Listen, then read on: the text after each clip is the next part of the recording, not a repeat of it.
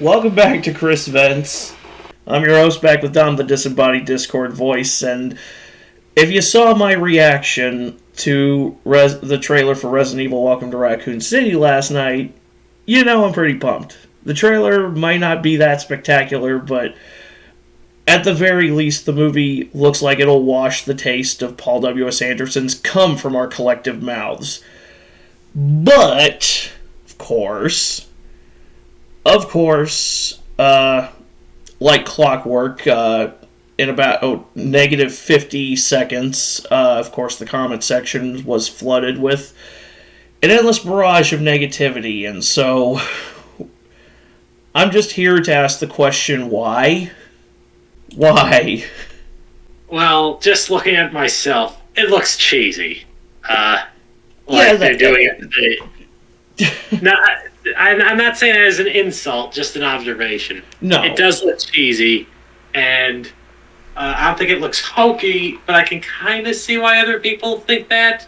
It's clearly being done with a wink and a nod towards, the fans, as opposed to standing on its own 2 feet. Yeah, it definitely does look like a movie that is...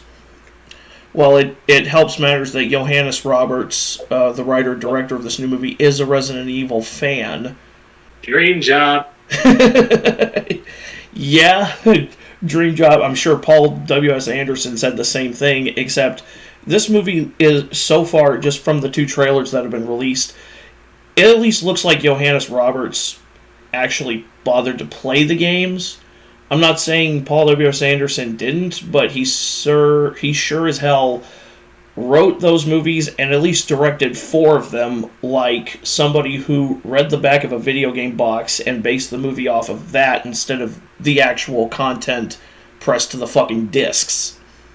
Yeah, I'd never caught the Resident Evil movies, but from what I could tell, they had about as much in common with the source material, or they could have had less in common with the source material if they'd been written by Uwe Boll. Oh yeah, you know what?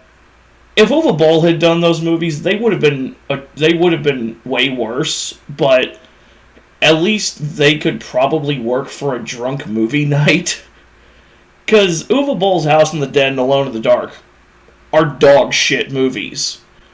That there's undeniably dog shit, and of course he, as a director, only progressively got worse as he kept making movies. House of the Dead and Alone in the Dark are great drunk movie night movies. Paul W.S. Anderson's Resident Evil, it was like everything, and I think I brought this up when I reviewed the movies on my own last year. Like, everything that was wrong with 2002 filmmaking back then just rolled up into 6 movies. This movie at least looks like Johannes Roberts gives a shit. Do you think the odds are better than not, then, that you'll end up enjoying it? More than likely, I will definitely end up liking it. I know this... I see the... You brought up that it looks cheesy, and I get where that comes from because it is a $40 million movie with some kind of hokey visual effects here and there. Casting that doesn't exactly look... They may not look exactly like the characters they're supposed to be portraying in most cases, but as I said on my reaction last night, Johannes Roberts said in an interview that he was going for actors who he felt embodied the spirit of those characters rather than just looking like them. Just getting actors who look exactly like them. Because Paul W.S. Anderson kind of did that, at least with 3 characters from his movies, and it wound up just being like cosplay hour. Couldn't they have, just playing devil's advocate here, couldn't they have at least spent more effort into making them look like the characters? I mean, you can do a hell of a lot with hair dye and makeup. I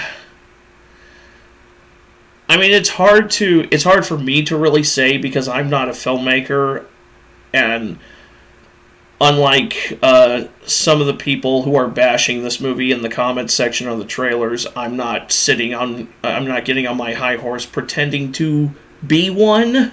I could think of a few actors that I could think of a few actors I would have gotten for these characters, but they probably would have been too expensive. Have you heard of any of these actors before? A few of them. Kaya Scodelario, who's playing Claire, I've seen in a couple of movies. I saw her in a couple of the Maze Runner movies. I saw her in Crawl, which was a crazy B movie, came out a couple years ago. It's her and her father, and they're trapped in their family house during a hurricane with some angry alligators trying to get at them, which is a badass movie. Definitely go watch that movie. Neil McDonough, who's playing William Birkin, he's been in a shitload of movies. He's one of those that guy actors. You know, you see him in a bunch of stuff, but every time you see him, you're like, oh, that guy, and you never bothered to learn his name. Donald Logue, who's playing Chief Irons, I've seen a few episodes of Gotham, and he plays Harvey Bullock in Gotham. He was in the live-action Max Payne movie as Max's partner who gets murdered. Other than that, I can't list off. I don't know the majority of this cast, which probably works in this movie's favor. That it's a cast of largely lesser-known actors. You know, people who are more involved with TV than big-budget movies. Just from the acting in the trailer. I love that people are complaining about this movie looking like a low-budget B movie, as if the Resident Evil games haven't been taking direct influence from low-budget B movies since the original game released. Well, but for film, should it be a little different? Hell no, I say embrace the B movie aesthetic, which it looks like Johannes Roberts is definitely doing. And what I think is going in this movie's favor is the fact that Roberts, unlike Anderson, has a track record in almost exclusively horror. I mean, you go to this dude's filmography, starting with he did his first movie in 2004 was like a murder mystery horror movie called Hellbreeder. Then he had something called Dark Hunters. I don't know what that's about. In 2004, Forest of the Damned in 2005, The Expelled, which was a slasher movie in 2010, the sci-fi horror movie Storage 24 in 2012, The Other Side of the Door, which was a supernatural boo scare fest from 2016, not that we'll hold that against him, 47 Meters Down, a shark movie from 2017, Strangers Prey at Night from 2018, another slasher movie, 47 Meters Down Uncaged from 2019. The guy has a track record in horror, and especially in low budget horror. So he at least knows how to stretch a budget. Paul W. Anderson, when he did that first Resident Evil, his only credentials in horror was a sci-fi horror movie called Event Horizon that utterly flopped. I have heard of that one. It's not a bad movie. It just didn't do anything. I'm aware of the reaction, which was pretty negative from critics, but it has a cult following. It does. There's a movement. It was one of those movies that was kind of butchered in post-production, and there's been a movement over the years to get the director's cut released. I don't know how well that's going, but there is that. But, you know, Anderson only had one horror movie under his belt. You know, Roberts at least has a track record. So there's hope. There is definitely hope. Is there anything you see that's making you think... Some of the CGI can be touched up between now and November 24th, especially that bit between Chief Irons and the Cerberus dogs in the underground parking garage. That CGI can definitely be touched up between now and November 24th. I think the liquors look fine. Whatever that beast is with the eyes on its back, it's like a really quick shot in the trailer, but it looks almost like Birkin's third or fourth form mutation from the end of RE2. It looks good like when you pause the video and you're looking at it straight on, but when it's in motion, it kind of looks sketchy. I think that could do with a touch up. I noticed some CGI blood in the trailer, and I'm not a fan of that, but if they're going to use CG blood, they could at least make it not look so, I mean, I don't like CG blood, but I will accept it. I mean, sketchy, I can't say anything about the acting in the movie because you can't get that from a trailer, from a 2.5-minute trailer. You have to see the finished movie before you can make any judgments on whether the characters actually work, whether the actors actually work. Also, I find it odd, I don't know about you, but I find it odd that Jill's not wearing her beret and that Wesker's not wearing his sunglasses. Yeah, you think of all things to be a wink and a nod to fans, that seems like it'd be a pretty easy one.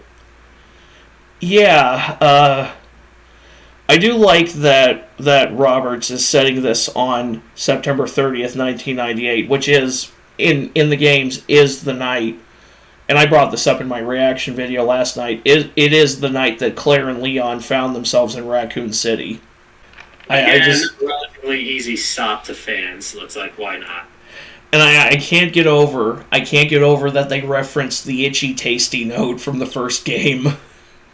Nor can I get over the fact that even though it's really quick, there's a bit with the Ashford twins from Code Veronica. I missed that. Yeah, there's a bit in the U.S. trailer when Claire fires up a projector, and it shows it's really quick, but it's a shot with a pair of twins, and William Birkin is there. And those twins are the Ashford twins they're the main antagonists from Resident Evil Code Veronica. I'm gonna have to look at this. I have to check for that again. Yeah. It was something I only noticed because there was a quick snippet of a can of film reel that had Ashford twins marked on it, and I was just like, okay, are we tying this to Code we've got 1 and 2 already working in the story here, so now we're adding Code Veronica to the mix? Apparently, somebody said that if this movie does really well, the next one will try to adapt the story from Code Veronica, which I'm all for. Yeah, I never thought of the idea of a spin-off game getting its own plot, but it's like, now that I think about it, it's like, why not? Well, a lot of Resident Evil fans, myself included, sort of consider Code Veronica to be the unofficial RE4, as opposed to what actually has been labeled RE4. The last of the old-school Resident Evil games. That makes sense. I'm a little surprised they haven't made the official RE4 into a film yet, though. Yeah, especially with how cinematic it is. It's a miniseries or something. There was one. The closest we have. There was one bit involving Ada in the 5th of the Anderson movies. That they pretty much lifted whole cloth from RE4. The bit where she does the sort of front flip, kicks her gun out of Leon's hand, kicks her gun out of Leon's hand and then tries to catch it in midair, and he goes for a knife. They rather clumsily recreated that for Resident Evil Retribution. like every other scene from the games that they tried to replicate. Are we scheduled to get any more trailers? Uh, I mean, between now and release, maybe. I'm not. I'm not exactly surprised. I wouldn't be surprised if we get at least one more. My God, I'm scrolling through the comment section and somebody is just obsessing over the fact that some of these characters don't have the exact same hairstyle as they do in the games. I mean, which is kind of why I wanted to vent about this to begin with. There are people who are looking for the tiniest, most minuscule things to piss and whine about. Somebody is saying this movie looks like an Asylum film. No, it does not. You have not seen an Asylum movie. If you think this looks like Asylum quality. Glad to see they're using the old PS1 monster models. No, it does. They do not look like they're from a PS1 game. You have not played a PS1 game. Now I've got to check real quick. Let me see if there are any positive. I want to get a sense. Actor that is the splitting image of Luis Serra from RE4. Let's cast him as Leon. I mean, that's a good one. Yeah, not gonna lie, Evan Jogia does look more like Luis than Leon. I've seen a lot of people saying he looks like Carlos from the Resident Evil 3 remake. People keep harping on the CGI, and it's like, this is a $40 million movie. It's not going to look like Avengers Endgame. It's that was that movie was like a $400 million movie. Yeah, and I'm sure a large chunk of that went into the actors' salaries. Do what? I was just going to say, knowing how to stretch a budget, that makes it a lot easier to claim victory, because there's going to be your Resident Evil fans. There's going to be some people who just want to see something and maybe know of it from word of mouth. So your only goal is to keep the budget as low as possible, and that'll make it more likely you make a profit. Because you hit diminishing returns. It's not like you're trying to set up a franchise that's not there already. When you already have your name out there and people know about you, it's like, you can skimp on some of this other stuff and let name recognition carry the rest. Yeah, somebody's using the tired, the overused line "Get woke, go broke" in reference to Hannah John Kamen as Jill and Evan Jogia as Leon. Because we cast a brown person as Jill and we cast an Indian as Leon, so we're so somehow that plus question mark equals the movie's woke. Blatantly ignoring Roberts saying that he wanted actors who he felt embodied the spirit of the characters. Yeah, I didn't even hear any Indian in Leon's voice. Well, I think he was born and raised in Canada. Evan Jogia was born and raised in Canada is the thing. But honestly, the word woke never once popped into my mind when I was watching this trailer or even reading about it, about the stuff leading up about the movie before the trailer came out. The term woke, I think, is one of those words. It's like racist or fascist. It's just one of those words that has been used so many times in the last few years that it officially has no meaning anymore. Every time I see somebody use the term woke as a pejorative, I'm just like, okay, your argument's already dead. Yeah, there's no real preachiness here. I didn't get that from the trailer, and Roberts certainly hasn't been trying to steer in the direction of preachiness, unlike some other filmmakers recently have. I do, from what I know of him, he's not a politically correct guy at all. You saw that his racist ran in that restaurant a while back? No, what?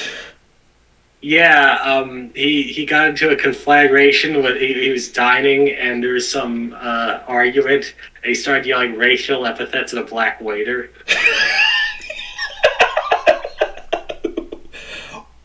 Whoa!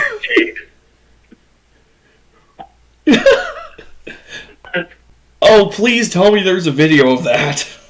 I'm yanking your shade. Oh, come on. You really think you would have survived that? You think they would have booted him out for that?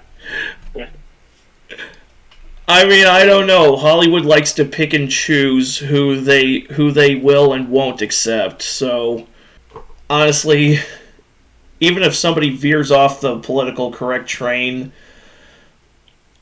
it usually it's.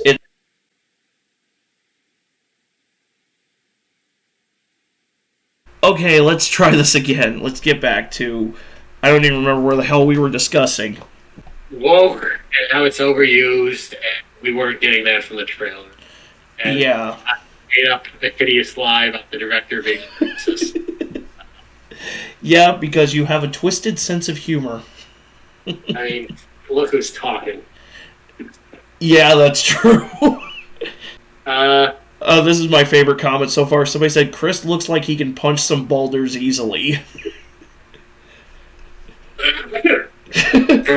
If he was played by Chris Hemsworth, maybe. Yeah, I don't know if you know about it, Don, but that's kind of been a meme in the community since Resident Evil 5 came out. Because there was a part where, during the final boss battle with Wesker, there's a part where Kris has to punch a boulder to, because the final battle takes place inside of an active volcano, and Kris has to punch a boulder to create a pathway for his partner to cross while Wesker's trying to kill them both. Does Mario come in and kill Wesker at the last minute? An active volcano. No, but if that had happened, I would have peed my pants so hard from laughing. Anyway, punching a boulder would just, F up your hand. Yeah, but apparently not. Apparently Chris Redfield's got some pretty good steroids. Yeah, maybe his brass knuckles. Yeah, just sewn into the fabric of his combat gloves. Wow. Yeah. I mean, when you have just a 2-minute video to analyze, you can go through every second, every frame, and pick through it a lot. We'll know for sure just how good this movie is in a bit. With trailers, I try not to formulate an opinion about the movie. More often than not, you might get a case of a shit trailer but a decent movie. I've seen plenty of good movies with not great trailers, and I've seen plenty of shitty movies with really good trailers. And then there's Ghostbusters 16, which is a bad movie with a bad trailer. Yes, exactly. We'll see if the film's any good, or as some commentators fear, we're going to get a lecture on diversity, and the zombies are all going to be white supremacist Trump supporters, and the heroes are going to be racial minorities who stop them. I don't know how that's supposed to work, considering this movie is set in 1998. Trump did run for president on the Reform Party ticket in 2000, so maybe they were gearing up for that. I don't know, but in any event, Resident Evil community, calm your tits. You do not know if the movie is shit just off of a 2-minute trailer. So give it a shot. Yeah, exactly. Because if it does suck, you have time to complain about it later. If it does suck, then oh fucking well, we still have 25 years of gaming history to appreciate. So there is that. And on that note, that's going to do it for this issue of this edition of Kris Vents. Thanks for watching, and we'll see you guys later.